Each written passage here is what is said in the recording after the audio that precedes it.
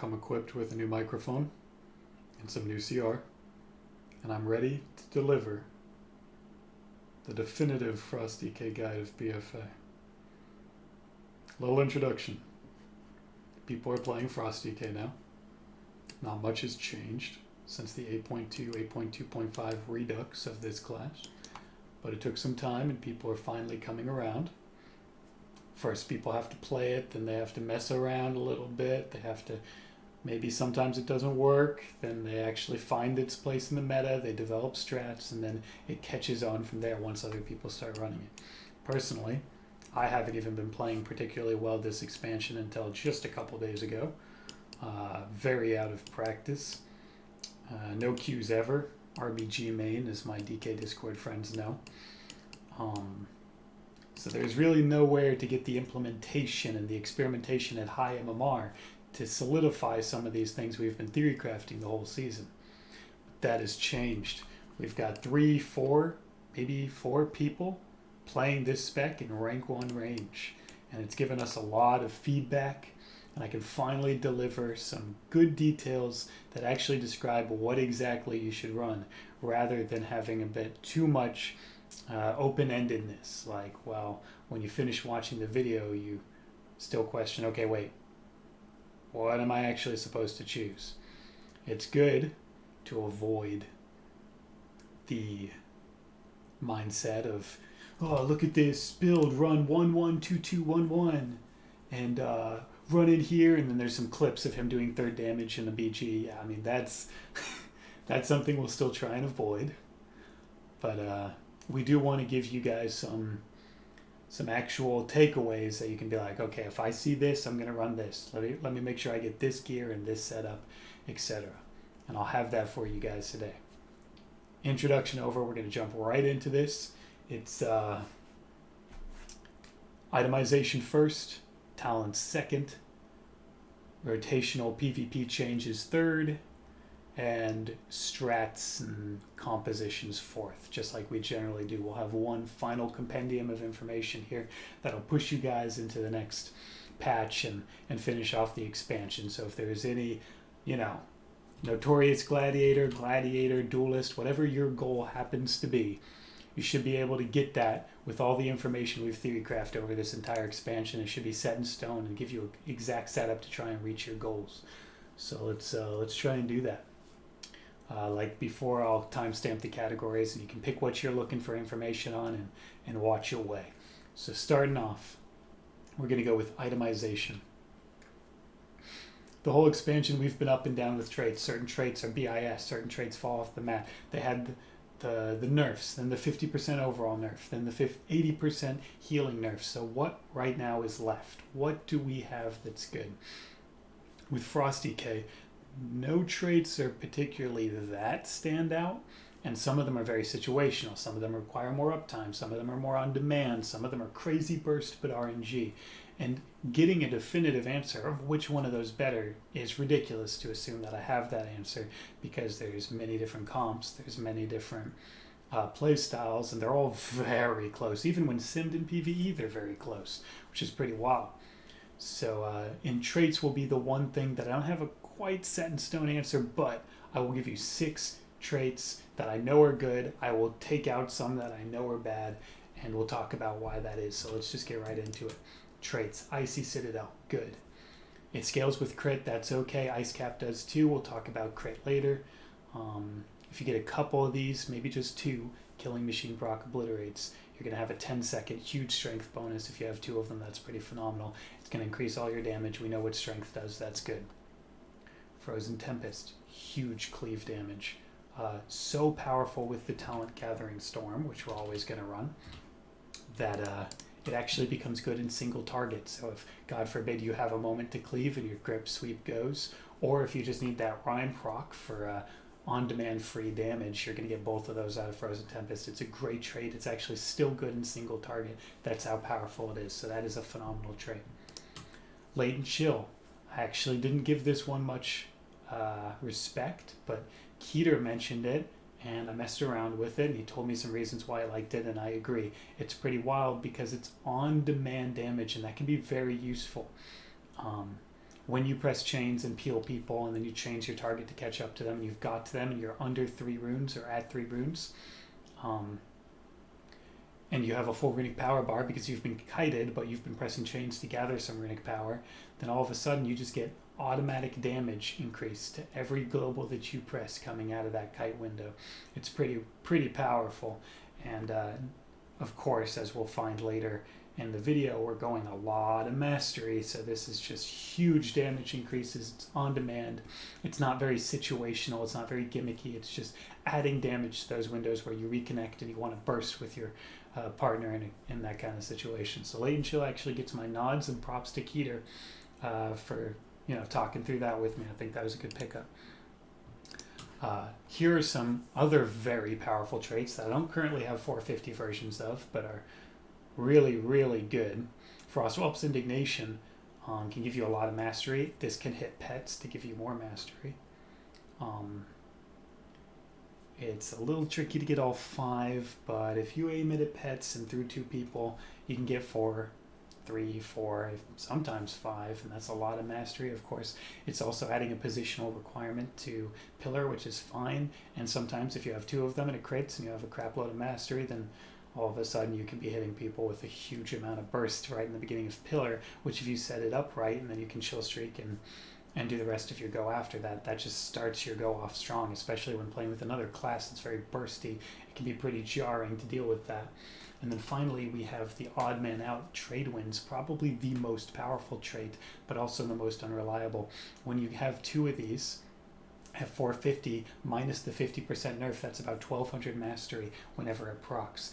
That is insane for a PvP trait, because remember, they're all nerfed by 50%, so they're not that impactful, but this one can be. 1200 mastery would give me, what, 35% more damage during a window? I mean, 35% damage. We talk about cooldowns and how, like, Dark Soul gives you 30% crit and you have to line it because it's insane. Well, what if a proc gives you 35% damage? I mean, that is just nuts. So it is incredibly potent, but very RNG heavy. This thing isn't like the procs of old where you just run in there and the first fucking auto attack swing you do, the shit would proc. For some reason, this does have a pretty low proc rate, and also it's not that reliable.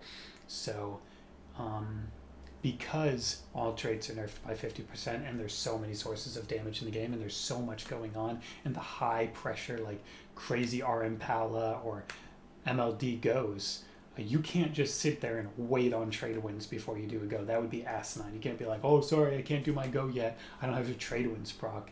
So it is actually straight up RNG whether this comes in your burst, and that makes it a interesting trait, right? Because the power level is astronomical. The most powerful trait for Frosty K, bar none in my eyes, in my experimentation, but it is proc based. So are you feeling lucky? That's what you gotta ask before you run this trait. But those are the definitive traits that I would consider running. Obviously, this is my 450 set. Let's talk about some of the ones that I've omitted, because those are really important. Killer Frost, garbage, don't run it. There's nothing more to say about that. Echoing Howl, while it does have AoE potential, Frozen Tempest is better in every single way. So don't run Echoing Howl. If you're ever running Echoing Howl, it could have been a Frozen Tempest. It just fills the same role, but is just overall worse. That would be ridiculous to do. Do not run Echoing Howl. Undulating Tide, so that's a big name, right? It does absurd single target for every spec in the game, so why are we not looking at that? It even does frost damage. Well, as we know, and somebody pointed out in my last video, they stopped that. Mastery does not increase the damage of Undulating Tides. Not only that, you're going to be playing a lot of dampeners. You're a DK, you're very survivable, you've got a lot of utility, you've got a lot of peels, you've got Chains of Ice. You're going to be hitting dampening, which means people are taking damage, and while you're very tanky, it's because you can spike back up after taking a lot of damage with your self heals, not because you just take 0 damage. So when you're spiking back up and dipping below that 50% mark, Undulating Tide shield procs, the shield is fucking negligible, and you just lost all your damage for a while. That is a no good trait, because even if you can keep it active, which sure, for some of the game you can, it's just proc damage. That's not how Frosty K is playing right now. You do grip sweep goes with chill streak and enormous amount of pressure, and nobody cares about a little undulating 50% nerfed proc during that. So that's another trait we're not going to run with by any means. Finally, with the nerf by 80% to the inners, this guy gets even more important. We've talked about Runic Barrier every time I've done a guide, and it is a must-have one of. In fact, it's probably the only must-have of Frost DK right now, but you would be crazy not to get this. All of the healing traits, everything in this row are nerfed by 80%, but the duration increase to 6 seconds is not. So you still get the same value you've been getting the entire expansion, while nothing else is quite as impactful. Obvious choice. There is nothing else mandatory in Frost DK traits besides Runic Barrier. As for the other traits, we know what's good. In Passive Visage, Resounding Protection, March of the Damned can be valuable, Cold-Hearted can be valuable. Good stuff. As for this last row, and we'll talk about this later, or right after this in the itemization stats section, but generally I just find the traits that I like around this and then pick the one that I feel like I can get value out of here, right? Because Azurite Globules is worthless, Crystalline Carapace is worthless, Unstable Flames, while we know how bad crit is and it's still completely unusable for Unholy, the buff of Ice Cap, Icy Citadel being a thing, and Blood of the Enemy being possible, and we'll talk about that as well, actually gives crit some value that's not tied to crit damage. Crit damage is nerfed in PvP, but procs aren't nerfed in PvP. How often Ice Cap is in effect, it doesn't nerfed in PvP, and Icy Citadel's 2-second extension is not nerfed in PvP, which means those effects are still active at full value, which means you can get some value out of crit. Well, like I said, we'll talk about that, but that makes this far and away the best choice on this line. Overwhelming Power is the best choice on this line, but it's actually not as potent as it used to be. The ones that I recommend are Blood Siphon. This is extremely good. Even having Leech is good, although it's a tiny amount, but it is very, very powerful. As far as the relativity to the other traits go, if these were 450, I would probably be running them, so look out for that. So those are traits. We did a quick briefing on them. We've talked about them before. Those are the 6 that I'd use and the 3 that I would never touch that people might think about using. And of course, everything else is just worthless or not found on any good traits or pieces at all. They're like stuck at 420 pieces or some shit. They're not available. Get Runic Barrier. Now we're going to look at stats, boys. This one is going to be really interesting this time around. One, let's just go down the tier list, so to speak, the what's better than what. And that's really easy. Mastery is the best, to verse, to crit, to haste. I know it's weird. Expansions have gone by where haste has still been really good for Frost DK with the big obliterates and the fast swings and the huge auto attacks that you wanted to get off. But finally, haste is just a bad stat for us now, and don't worry, I can tell you why. Let's take a look at this together before we march into this section. Let's find a good game. Here, how about the last game I played, if that makes sense? Let's take a look at my damage spread, shall we? 25% of your damage, Chill Streak. 21% of your damage, Frost Fever. Stop right there. That's 46% of my damage accounted for. And guess what both of those things have in common? Neither of them scale with haste. At all. They don't get anything from haste. Frost Fever doesn't tick faster, Chill Streak doesn't bounce faster, and I'm not even sure it'd be that good if it did. Maybe a little, but it doesn't. So that's 46% of your damage, where one stat affects it in no way. Mastery affects this, of course. Versatility affects this, of course. And even crit affects this. While crit is nerfed by 50% in PvP, 50% nerf is better than taking all of the value away. Because again, haste does nothing to these abilities. So when you look at that, all of your answers about, well, why is haste not good, man, should be answered.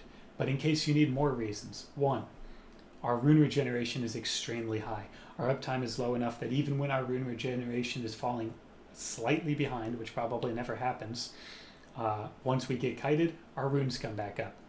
Global cooldown reduction is good, but that's only one tiny portion of the stat itself. And guess what? While you're doing your chill streak go, that thing's bouncing. You don't need your global cooldowns to be that fast. That thing is doing all of its damage now by itself. So once again, Frost Fever and Chill Streak's potency makes haste bad. They don't rely on global cooldowns. And finally, your auto attack damage. Well, we can see, while it's still a good chunk of my damage just passively coming out of those white swings, 7% is not enough to prioritize the stat. That would be what? Another 0.2%? I could get it to 7.6 if I get some more haste in there. Yeah, we're not doing that. So, once again, mastery better than verse, better than crit, better than haste. So let's talk about that a little bit more. Mastery increases all your frost damage. That was all of my most important spells. That is a guaranteed stack as much of this as you can. We look through my gear. What am I doing? Mastery gems, mastery enchants, mastery on every piece that I can find. There's very few that don't have mastery on them. Versatility as a second makes a ton of sense. You have a lot of self-healing, it's a dampening meta, it increases the healing of spore pots, it increases the healing of Death Strike, it increases the huge burst heals you can get during transfusion, and even the passive healing of Fallen Crusader. It increases your damage reduction, and with Conflict and Strife, which we'll talk about, and of course I run all the time, it doubles that versatility and stun. I mean, you are just getting so much verse and so much damage reduction that it makes you even tankier than you were before, which makes you an impossible swap target, allowing you to use some of your important defensives more aggressively and protect your team and do an enormous amount of damage. It's versatility, phenomenal stat. Now, here's the problem child. Critical Strike. We've been talking about this nightmare the whole expansion. After that 50% nerf, Legion came out where templates were a thing and you couldn't change your stats, but this is the first expansion where stats are totally customizable and crit is still nerfed, which means it's been one of these things where I've had to drill into everybody's head. Crit is bad, and for Unholy, my god, it's bad. And look, it's your third best stat. I'm not saying it's best in slot now, it's still bad, but there are certain things that aren't affected by that crit damage nerf. That's procs for S-Priest, procs for Fire Mage, and of course that's procs for Frost DK. Getting Ice Cap back up, extremely valuable. Getting Icy Citadel extended, extremely valuable. And of course, Blood of the Enemy doing that 25% crit damage increase is not nerfed in PvP, so you're getting full value out of that, which actually adds more value to your critical strikes. And there are times where I'll use Blood of the Enemy, and we'll talk about that in a second. But those three things together increase the crit value enough, plus the fact that crits happen on Chill Streak, crits happen on Frost Fever, but haste does nothing, makes crit better than haste. And why does that matter? Why is having a third versus fourth? I mean, they're both bad, right? Not entirely. Let's take a look at this. We looked before, I had Unstable Flames. Having that and having enough crit to utilize it allows me to extend that, get the 5 stack of that trait, and make sure it stays up so I can get my Ice Cap rolling. It helps me get more Blood of the Enemy minor stacks. It helps me get more value, a better chance of getting the huge value out of that Blood of the Enemy crit damage modifier. These are very good things. So I look at some of these pieces that generally I'd be like, ugh, Unstable Flames, I don't want to run that. And now I see, wait, Icy Citadel with crit value, and this has crit on it, and Frozen Tempest is extremely good, and we don't have a worthless minor like Self-Reliance or Vampiric Speed or some crap. This becomes a good Azurite piece. It also comes into handy when you see this ridiculous situation. I have a crit main stat mastery cloak. There's a time where I would have never wanted to use something like this, but my other one, what used to be the god, the unholy, beautiful piece of gear, is haste main stat verse. But we said mastery was better than verse. And we said crit was better than haste. So this piece has to be better, even though it has that horrible critical strike on it. And you start to realize, like, here's another situation. This one's even more interesting. Crit, main stat, verse. This has main stat haste with mastery. While this one has mastery on it, I would still recommend the crit verse, because main stat haste is so bad and main stat verse is really good. And of course I have the socket in there to put mastery on both, so I'm still getting plenty of mastery, and I have plenty of mastery on my gear. Well, we got 2100, but I'm getting a huge amount of verse and still some crit instead of having to deal with that main stat haste that's almost entirely useless right now because of the current damage spread of the spec. So while crit is not all of a sudden this incredible fucking stat, oh, I was wrong the whole time, crit's BIS, it's third, but that's an important third. But we've talked a lot about crit now. Let's go back to what we said initially. Stack mastery. Look at these stats. 21, 16, 500. I'm just saying that if you can make the choices to get crit over haste and mastery over verse, make sure you're looking at those pieces. They're very important. You can avoid some verse and you can avoid all the haste, but let's get this stack going. Mastery is insane. Find it, find sockets, socket your gear with mastery. Make sure to throw those enchants on. It's plus 60, man. That's just flat damage. It's fantastic. If you're looking to itemize yourself well, that's what you want to go for. My gear is absurd. We know this. I have sockets completely everywhere. I got the jewel crafting ring. You guys can get this too. Look at that first, man. My gear is insane. So, you know, be jealous if you want to. All right, moving on. That's itemization for you. Mastery verse, crit haste. Get mastery. Finally, we have essences. This is going to be the best part of this guide. This is what inspired me to make this guide. One thing that I wanted to give people, because this is the most asked question, well, what essence is good? And with traits, I wasn't very clear, was I? There's still a few open areas. And with stats, you know it, but you kind of already did. So with essences, I can give you a specific, detailed representation of exactly what you want to run.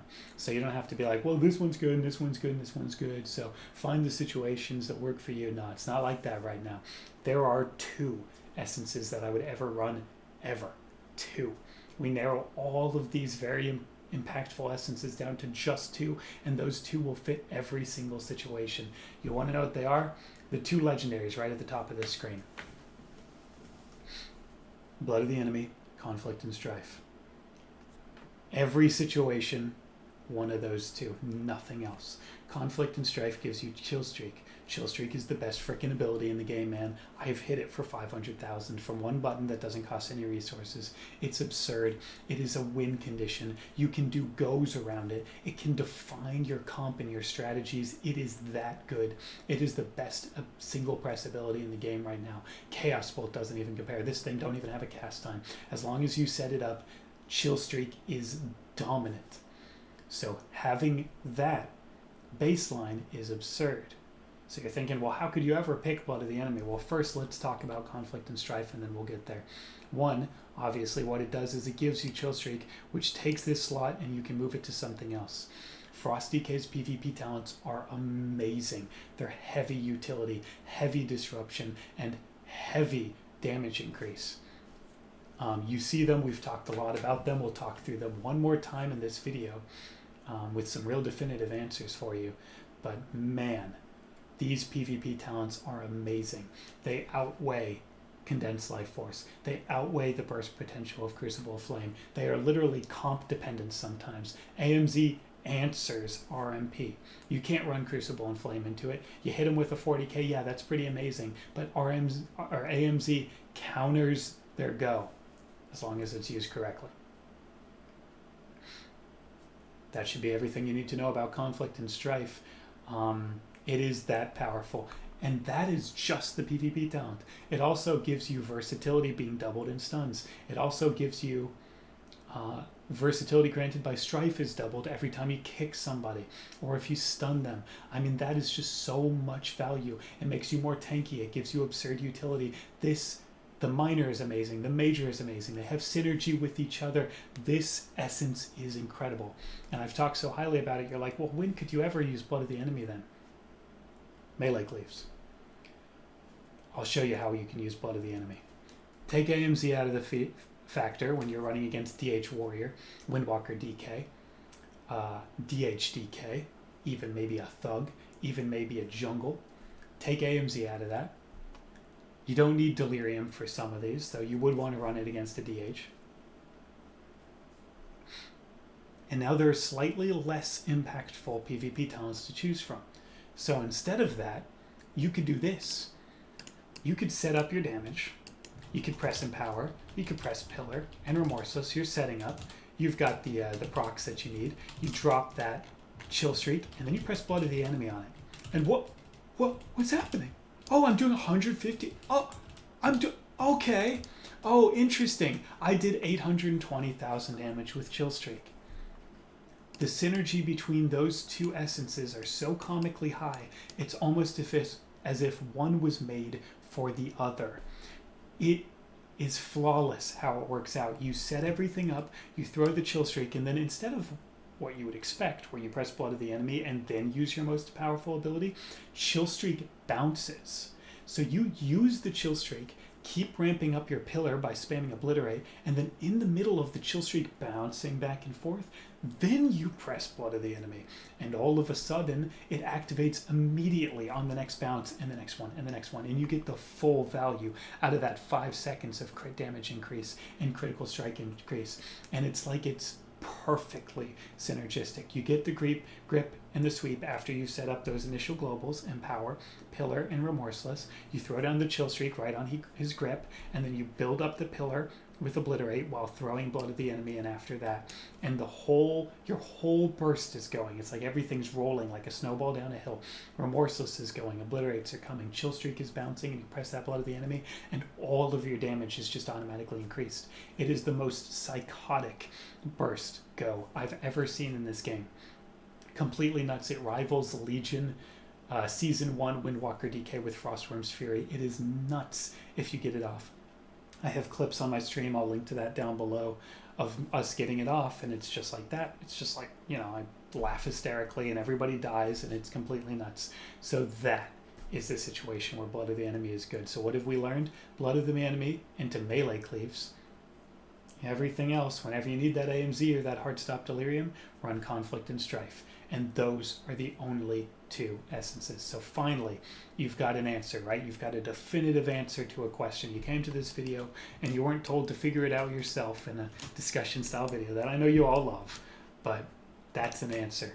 Those are the only 2 essences worth using in the entire game for Frost DK, and I am certain of that.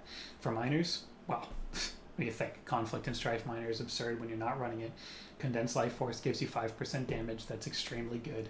And sometimes, because I really do like having high ice cap activation and Icy Citadel to get that huge sustained damage increase, I run Blood of the Enemy just to get a little bit more of those procs. But the big ones are Conflict and Strife Miner and Condensed Life Force. Having 5% damage if it procs during your goes is phenomenal. And that's itemization, right? Those should have definitive answers. As a quick sweep through, you've got the 6 traits that I recommended. You know Mastery and Verse are your best stats by far, with Mastery leading the way, no question, Mastery over everything. And you know that Conflict and Strife and Blood of the Enemy are what you're going to use, and you know why and you know when. So that's a category done. Let's keep going. Talents. I've gone through talents since the beginning of this expansion, and everything I theory crafted from early in this expansion stayed true. So, excuse me. So, we can go through the PVE talents one more time, and I'll do a quick briefing, but all of the things that I said about these talents and why they're so bad and why certain ones don't work and why certain ones do, from literally day 1 of this expansion, held through the entire expansion. That one, you trusted me on that, and your trust was rewarded. I did not lead you astray. Let's go through. Cold Heart garbage, Icy Talents garbage. That stayed true the whole time. Inexorable is a guaranteed. Runic Attend is a guaranteed. You need runic power more than you need runes, and you don't need another global. Asphyxiate is extremely powerful. Blinding Sleet is very situationally powerful. That's something I've been saying the entire expansion, and is still true. Death's Reach is unplayable.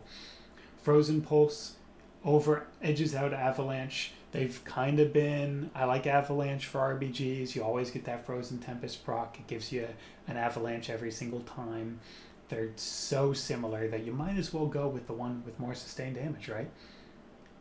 They are similar. Avalanche, Frozen Pulse, 3% of your damage. Might as well go with the one that's more consistent. And of course it activates when Latent Chill activates, so you get usage out of both.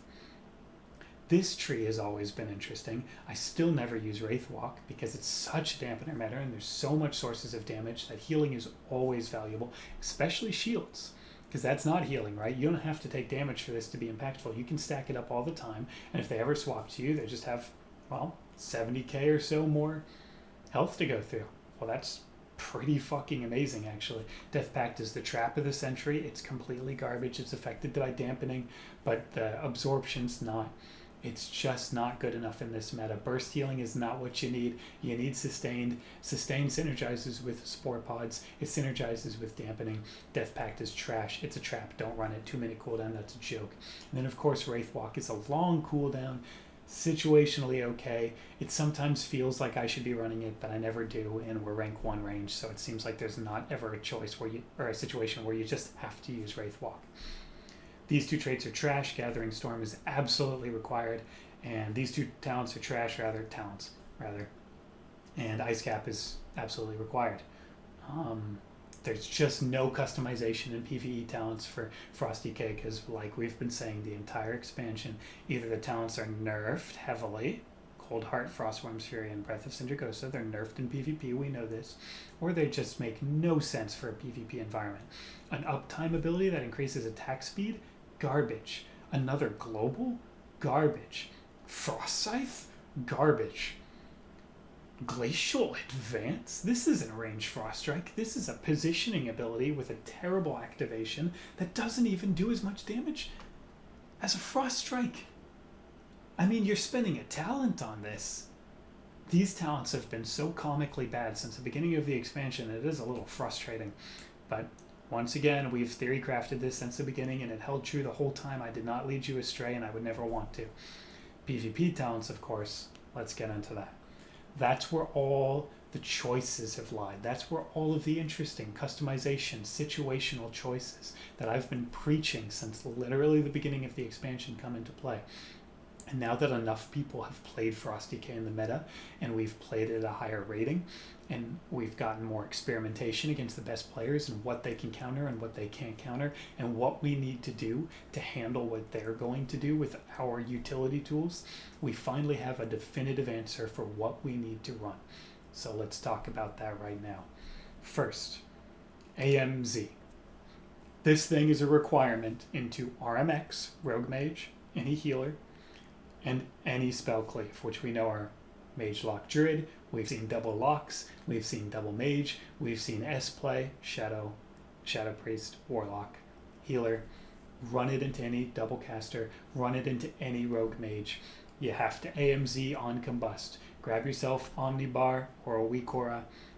Make sure you check to see when Combust is active, because that's when you're going to need to drop this. I myself had some comical misplays with this, as I haven't played competitively all expansion, and recently that's gone a long way. We've noticed that now that AMZ is auto combust, even if I have to it's a weird situation, right? Let's go into a little story here, because that's the kind of YouTuber I am.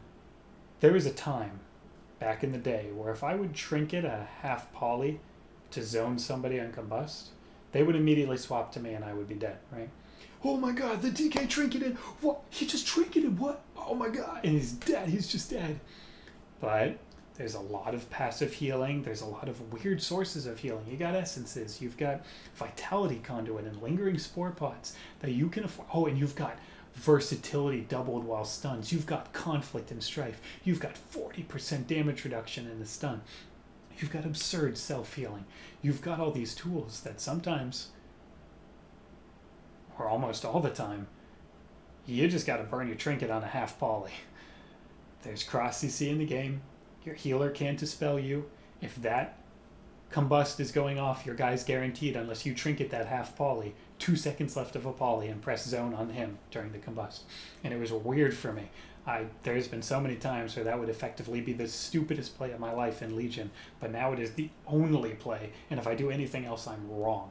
And that's been a wild situation. So recently we've been going a long way with that, and it got us right into above even rank 1 range against the 15,000 RMXs we've queued into. So the idea is AMZ into Rogue Mage, AMZ into Double Caster. The second you see cooldowns on your teammate, Dark Soul, Combust, you trinket and you zone them. I have it in 7 seconds, so I was going to do it. But we've been getting that, and it has come a long way. They can't punish your trinket. They would have killed you if you didn't zone there. It is just the choice. So now you know when to run that. Now we've got the beautiful combination, the Heartstop Delirium. This thing is insane. I've told you a lot of the situations where it could work. I said it shuts down mages and it shuts down monks. It even works against DHs. As it turns out, any class that this can apply to, it's an auto run. Is that not ridiculous? Heartstop Delirium is so destructive to any class that uses a movement ability that's affected by this, it's an auto run. So that includes Mage, Demon Hunter, Windwalker, Mistweaver. You are running this shit into Survival Hunter, even, because it stops their harpoon. That means so many comps you're running Heartstop Delirium against, even if it feels like, wait, wasn't that just one of the fringe uses of... No, you're running it into it. Demon Hunter, you're stopping Fell Rushes to handle burns and to stop their kiting. Mages, you're stopping every blink. We know that by now. Monks, you're stopping every roll. I mean, it just destroys certain classes' options, their mobility, their toolkit that every other spec has over DK. What are we weak in? Mobility. But what do? Stop other people's mobilities. Now they're just as weak as us and they have to melee face tank us all game long, which is a terrible situation to be in, especially with Chill Streak on our bars. So, Heartstop Delirium. Rogue Mage, yes. Jungle, yes. DHDK, yes. So you're starting to think, well, when is Blood of the Enemy used? Well, first, you can use it against Warrior DH or DK DH if you are essentially not able to win the mana game against them. If you need a kill, if you're playing against Windwalker DK and you need a kill, here's the setup, right? Heartstop, Delirium, Chill Streak. You don't need Zone. You don't need any of these other ones. And Transfusion, while phenomenal, you might be able to get away without it. There's your Blood of the Enemy, right? Chill Streak, Heartstop, Delirium, Blood of the Enemy. That's why it's used on those melee cleaves. But as we talked about before, but Heartstop Delirium into anything it can run against is a guarantee. Which leads into Heartstop itself. Always. Every single game, this talent will be selected. Every single game. That is all the time. And finally, you've got the odd man out. Necrotic Aura when you're playing spell cleaves, sure. Death Chill is very powerful. Dark Sim is very powerful on GPIs. Cadaverous is very powerful for self-healing. Lichborn is very powerful for self-healing. Transfusion is very powerful for self-healing. Dead of Winter is the worst talent in the game. But you don't really use any of these. So while they're all situationally important, I don't recommend them under my 4 specific PvP talents that you would cycle in and out. That said, because they all have those power levels the way they are, if you find yourself running into a comp that you don't know what to do against, you've lost to it, you can't seem to outplay it, they always have your number, those are the talents you look to. Somehow they're rotting all of you to death and your healer can't keep up with it, save some of their mana with Transfusion. Somehow the Rogue Mage is just going you. Maybe you're under-geared. Maybe you just don't have the survivability rotation down and you just want a chance to survive. Lichborn. It stops every single go. You have a 55-second cooldown on Icebound Fortitude with Cold Hearted, the Azurite trait. That's insane. And it lasts for 10 seconds. And it stops roots and stuns, snares, and fears. I mean, this thing makes you so tanky that you get out of every kidney like that. I mean, it is absurd. So if you're finding yourself with no answer and you know that you want to get better at the game, but you also want to have a fighting chance, those are the talents you can try. Lichborn, Transfusion. Transfusion has good use into jungle. Jungle tries to kill very fast, and you kill them very fast. So sometimes you just got to be able to spike heal, and Transfusion can do just that. But once again, the Flark picks, essentially, the 4 Flark picks, you've got Heartstop Delirium, into absolutely anything it can apply to. Monk, Mage, DH, even Survival Hunter. You've got Chill Streak Perma. This is your win condition against every single comp in the game. You get this from either Conflict or Strife or just choosing it yourself.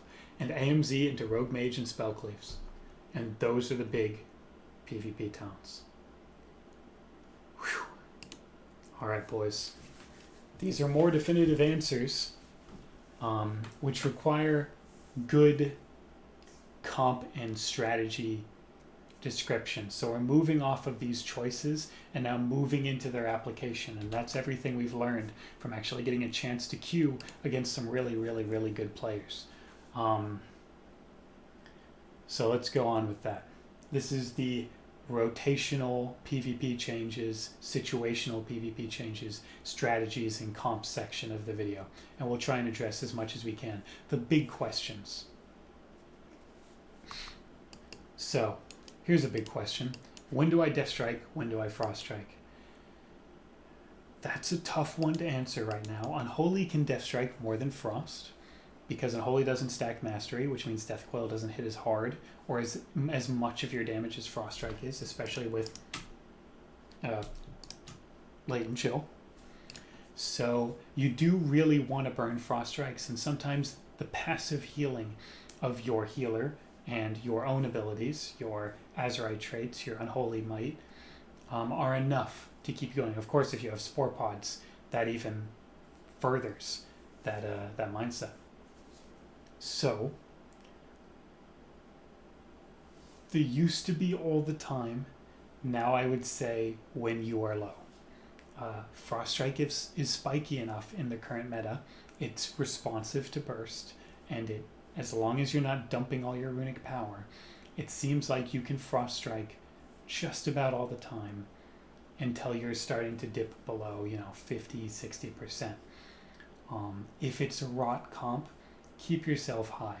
Look at your healer's mana. Look at your healer's cooldowns. Is he not going to be able to save the guy to your side, your Windwalker Monk friend who's sitting at 30% health? Then you better not make him have to heal you.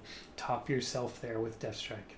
But otherwise, try and pump damage. It's very rare that you're ever going to be the target.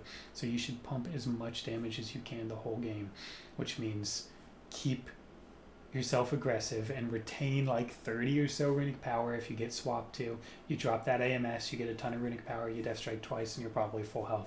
Your class is tanky right now, so you can go more aggressive, and you're not playing Unholy, so there's no reason to just, Death Strike all the time.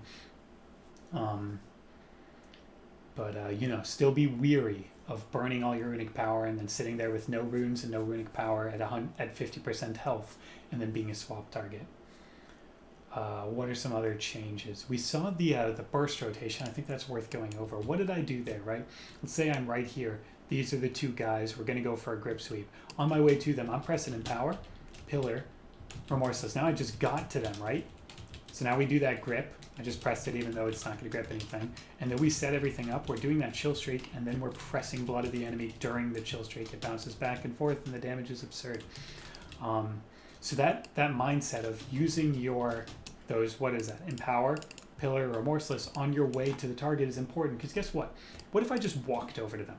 What if I walked over them and didn't press them? Because it's like, wait, why would I press Empower? I'm not hitting anybody. Why would I press Pillar? I'm not even on the target. So what if I just walked over there? Now I walked over there, wow, that was fun, ho-hum, and now I'm auto-attacking them, because what I have to do is I have to press Empower, Pillar, and Remorseless. None of those globals fucking did anything. So I just auto-attack those guys for 3 globals. That's like 5 seconds where we should be going. But instead, if I Empower, then Pillar, then Remorseless, and I'm there, now all of a sudden I can just grip, chill streak, and I go.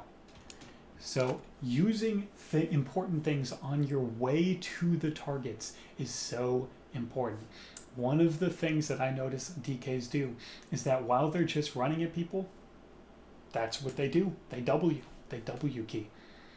That is a terrible idea. There are so many things. You can queue up all of your offensive cooldowns. You can be pressing chains on everything in the arena. And you can even be reapplying dots to targets. It feels weird to Howling Blast with no Rhyme Proc. It doesn't do much damage, but nobody should ever not have dots on them.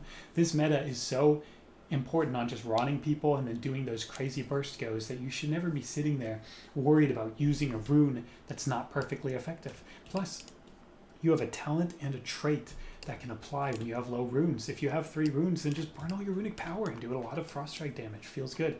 Chill Streak doesn't even cost runes, so your biggest burst window, your Remorseless with 1 rune, your Chill Streak, and your Blood of the Enemy, that's 1 rune. Remorseless. So you're not worried. People should be so much less worried about burning cooldowns on the way to a target, like I just did there. That is a phenomenal thing to do. It's not that it's something that you need to do. And burning your runes. Like, you should be doing that. That's what you want to do. So those are some really important changes from PvP to PvP, PvE. Obviously, in PvP, I don't think people are going to recommend Howling Blasting with no Rhyme proc, or using your cooldowns while you're not on a target. That probably doesn't feel good, but PvP is different, and those are really important things to keep in mind.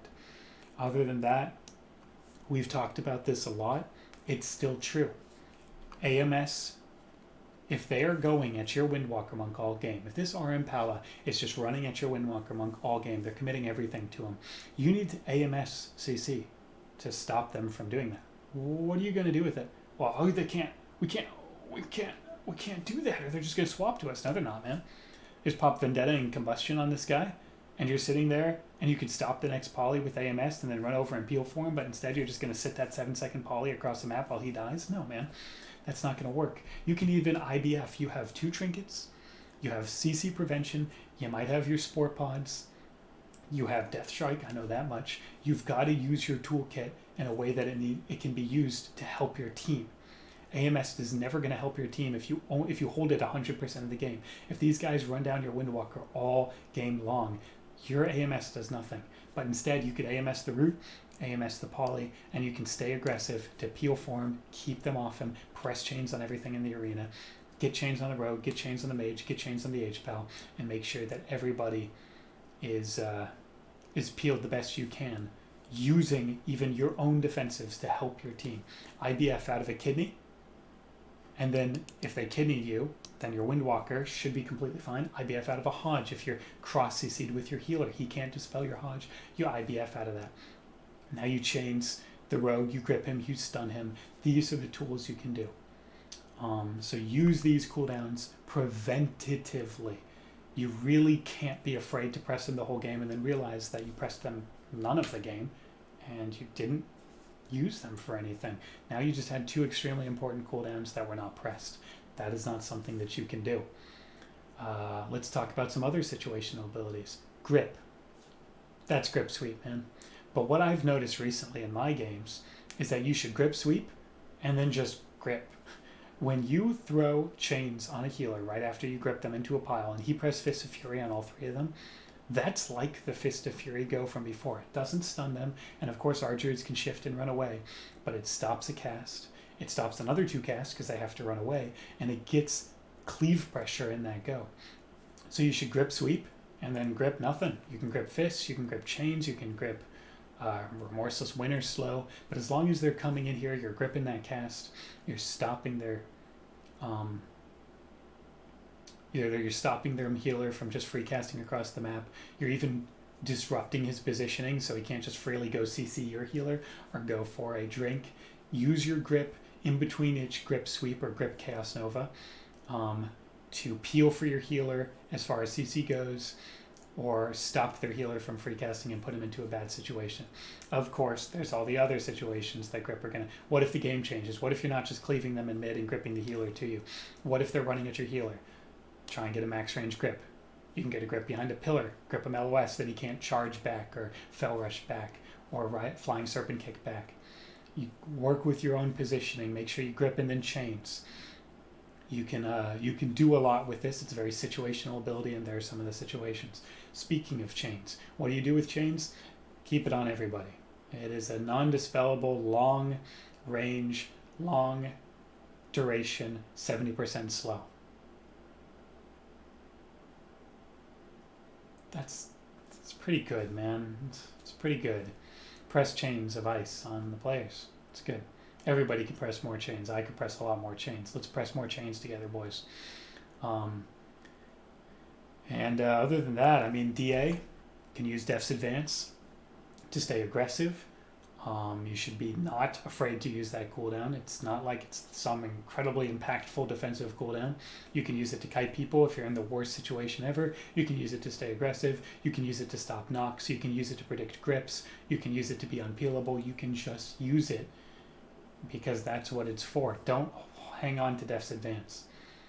And that's your entire toolkit. I mean, don't get juked. There's your kick. Asphyxiate we haven't talked about much. I'll probably talk about that more in the strategy situation, but 4-second stun, pretty impactful.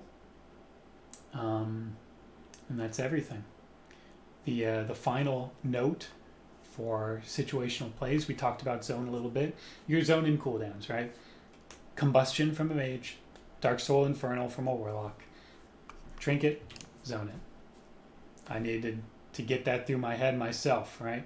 Because there, like I said, there was a time in Legion where if you trinketed, you would get full kidneyed and guess you're dead. Kidney, smoke bomb, dead. But that day is not today. They commit their go to a different player. They don't have it for you, which means you need to trinket zone them. And you should be good later because they don't have those same cooldowns to now just, they're going to turn around and put that on you. They can't do that. Combustion Go is ridiculous. Those bracers, I'm not making a mage guy video here, but there's those bracers from Mechagon. They make the combustion absolutely insane. So once they pop everything, that's literally their everything. That's going to kill somebody. So you've got to commit those two important cooldowns there, Trinket and Zone, because they can't turn around and do that to you next. So that is something that I had to get through my head because that is foreign. I am not used to, not dying in a kidney. Conflict and Strife, baby. 40% wall. I mean, this shit's insane. Lingering spore pods, man. Fuck this shit. It's a crazy game. But that's something we've learned, and we're getting this through our heads. Finally, comps, strats. Let's finish this off strong. So we've talked about all of the other stuff. How you play your class. How you gear your class. What you choose to refine your class. Now, who do you play with and what do you actually do? If I were to guess, you play with exactly a Windwalker Monk or a Demon Hunter. I used to give more comps that may have value in this section. No, I don't think so. Windwalker DK and DHDK are just so unbelievably strong. That's all I could possibly have the heart to recommend. I mean, that is what you play. Windwalker DK plays perfectly into Frost DK's strength. Like I've been talking about the entire time. You set up your damage. You've got the pillar, the Remorseless is going. You press 1, obliterate. You set up your go. Grip during this. I can't do it. I mean, I could grip this for one dummy in front of me, put it on cooldown. And then you get that sweep, and that Chill Streak bounces between all three of them, and you cleave with Remorseless Winter and Howling Blast procs and Chill Streak. And their whole team falls apart. They have to trinket. Then you do it again 45 seconds later. Or a minute later, depending on which talent you want to run there. I think every Windwalker in the game is running Ring of Peace. The reason I hesitate there is because, low MMR is a little different. Ring of Peace is a skill shot that people, once they figure out what is valuable to Ring of Peace, they're always going to run it. But I have a lot of different people from the DK Discord or from my own Discord or just whoever's coming across this video that might watch it and they're like, yo, I don't play with the Windwalker Monk I play with is 1555, man. Like, just stop excluding me from everything you say. So yeah, there's the shorter cooldown on sweep talent that I personally wouldn't recommend, but does give you faster grip sweeps, which is kind of cool. But anyway, that is your go. So Windwalker DK, insane. The synergy is there. You can grip sweep, then you can grip fists. You both have cleave. You both have crazy single target pressure. Chill Streak, although it cleaves, hits the guy for fucking 50k, then bounces to another guy, hits him for 50k, then bounces back to the original guy and hits him for 50k. That's 100,000 already, and it's only bounced 3 times. That's single target pressure. And then if Touch of Death hits him, now he's hit for another 70k. These numbers are very large, man, and they're very hard to deal with. Both classes are tanky. The Windwalker can kite, the DK can peel for him. The synergy is all there. It's just like Legion. The comp is played beautifully, and it fits exactly into Frost DK's toolkit. Again, what is the strat? Grip sweep, grip fists. Change the vice things, keep things immobile. Hard stop delirium shuts down their movement. You're training them the whole game. The other bit of synergy is that you guys can make swap to healers, especially Windwalker Monks. You both have, or Mistweaver Monks. You both have absurd on-demand pressure, which means if you swap in a grip sweep, you're both still doing damage. Just press Frost Strike, it does damage. You don't need to set up like Unholy, so you're kind of always going to have that damage there. So let's talk about how Windwalker DK plays into some other comps. We've got Windwalker DK into the RMX series. We've already talked Trinket Zone the Combust. That's what we're going to do here. We're going to keep chains on the Rogue. We're going to keep chains on the Mage. We're going to keep Heartstop Delirium up on the Mage. But what you want to do is, if they're going your healer, you just got to peel for them. You got to hit the Mage. You got to hit the Rogue. You got to swap back and forth. You got to try and grip the healer to the Mage and get triple sweeps when they all dive behind the pillar to connect on your R Druid or your R Shaman that's running away. You've got to just do as much output as you can while making sure everything is disrupted as much as possible. You do that with Para, you do that with Asphyx, you do that with grip sweeps, you do that with Chains of Ice, you do that with Heartstop Delirium, stopping every blink. And you just have to pray that your healer's smart enough to be able to use all the time you're giving them to rotate their cooldowns and to stay aggressive. Of course, you can stop their cooldowns, their Combust and their Vendetta Go with that AMZ, and then you should give your healer a chance to rotate his own cooldowns for the rest of the game until you have enough pressure to their healer, because man, mages do not like face tanking Windwalker DK with Heartstop Delirium for that long. What about some other comps? Let's say Destro Lock Melee. Grip the healer to the Destro Lock, cleave all three of them. You're going to win that. You're going to the guy. You're going to kill him. What about Melee Cleaves? Grip the healer to the Melee Cleaves, Blood of the Enemy, Chill Streak. You're going to win that. You're going to kill all three of them for sure. What about MLD?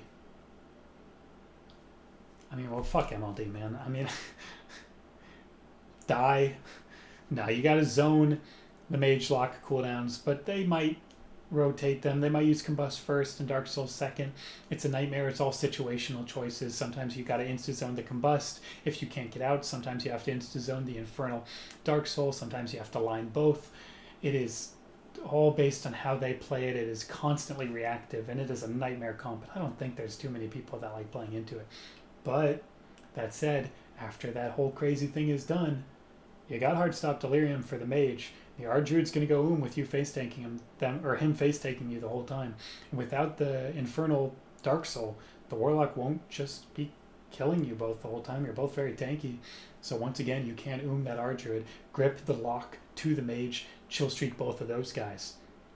I know generally we're gripping the healer, but locks don't move, and peeling the DPS and stopping any of their ramp up is so much more valuable, because that will the R Druid, or they're going to be playing with an R Druid, and take that aspect out of the game. So you grip the Lock to the Mage with the Heartstop Delirium, chill streak both, get that sweep, and you get a lot of pressure, but you got to get away from those cooldowns. They're very scary. Jungle is interesting. You die the whole time, your team dies the whole time, but they die the whole time. You're just playing defensive. You can Heartstop Delirium, you can kill the Hunter's Pet, you got to get grip sweeps from the disc to the Hunter. You've got to press Death Strike every global, you got to keep yourself sustained, kill that Hunter's Pet, cleave all three of them, the Mistweaver, or the disc rather, kick the disc on cooldown, Para, then grip sweep again, grip fists, keep the disc in a bad situation, chains everybody, don't let them free cast on all three of them, rather, do damage to you the whole time. Just have enough pressure. That is a pressure comp. Whoever has the most pressure snowballs out of control and they just win the game. These are some of the things that I wasn't able to really talk about in my other compendium videos. I didn't have the specific answers. Hopefully these things are able to help you. As for DHDK Shaman, I didn't even give a healer for this. Play Windwalker DK with R Druid or R Shaman. They're both phenomenal. They're both very good at sustaining healing. When the Windwalker kites, he has hots on him, so he heals up to full behind the pillar. When you are just face tanking them because you can't kite because you don't have port, you've always got hots on you. Even when your R Druid is CC'd, your death striking plus the hots allow you to pop yourself back up, and you can live entire CC chains without even running out, which means you can stay aggressive, and your Windwalker can be doing damage because he's not getting targeted. R Druid and R Shaman for sure. It's very weird to see the traditional melee healers, Mistweaver and HPAL, be off the scope like that. It's very, very, very weird. But that's the way it is right now. You don't need those burst heals that you used to need. You should be lining Infernal, not trying to bomb heals through it. Everything else is just dampening and sustained healing and working with the Spore Pods and the Azurite traits and the self-healing and the reverse harms, and just making sure that you have enough sustained healing to get you from one go to the next. our druid or our shaman. With DHDK, our shaman feels extremely good. Having that purge is very important, especially since you don't have a mortal strike. It's good to have a different type of wind pressure, and our shaman provides just that. The strategies are very similar, though I think the comp plays more sustained, right? You've got the mana burn as an option. You've got cleave, but no touch of death mortal strike action. So instead, you're just constantly doing that PVE pressure, surviving. You got the support pods, you got the death strikes. It feels like Windwalker DK, but there's some huge differences. While Windwalker DK has bigger setup burst, DHDK has more sustained damage. They're going to out-damage everybody. They're going to people with pressure. They're going to people with mana burn. They're going to stay alive. You got darkness as an additional cooldown. You've got blur, which is one of the most powerful defensives on a 1 minute cooldown. You've got these tools to stay alive, so why not you just stay alive until dampening and then win, because they can't heal through your damage anymore. It's a little bit more defensive oriented, but a lot of those same things I applied. You can grip into Nova and do all the same things. I know Keter likes to blind out. That is a very powerful play where you can get triple blinds and stop them for even longer during all of your crazy pressure. Just make sure you don't cleave the blind there on the healer. You can situationally call the blade dance to move slightly over so you don't cleave him out of that blind, because it is a very long CC. And that's kind of how these comps go. Those are the two comps I would recommend. Those are the healers I would recommend playing. That's how I'd recommend playing them. Just remember some of the important things. Zone that combust. Keep chains on things. Get grip sweeps. Use your setup cooldowns as you're running over. Then you press that grip. Then you sweep or cast Nova, and you get the chill streak going. Work with these windows, and that's Frost DK. A lot of talk for something with Obliterate and Frost Strike as its two main rotational buttons. There's still a lot of stuff in the game. There's still people who can use all of this information up from 1500 to 2700. There's a huge gap in this game between where you start out and where you want to finish. And no matter how many buttons they take away, though, they promised they would add more back in Shadowlands, didn't they? There's still these tools. You got to figure out when's the best time to use them and what tools in your toolkit are the most apt for each situation. I hope that helps, boys. We're pushing pretty hard. We are 27 but 28 MMR, pretty high above rank 1 range. We've had some sloppy games, and we've had some beautiful games. The clips are all on my Twitch. We've got some hilarious freakouts, and we've got some absurd damage, and we've got some misplays, and we've got some chill streaks, man, because that's what it is. If you see some of these victory clips, I think you're going to notice something in common. This button, and that button. Was that 100K? Wow. That button, dude. There's Frost DK, boys. This is my compendium video. I'll do an update in 8.3, but that should really be everything you need to know about the spec and you can just cruise with that. I will add all the new mechanics that come out in Shadowlands. We've got corruption, and we've got probably some new essences, and we'll talk about that a bit. But this is the definitive guide, and we'll have this to work off of until Shadowlands comes out and maybe disappoints us all over again. Boys, thanks for watching, and 1 hour later, have a wonderful night.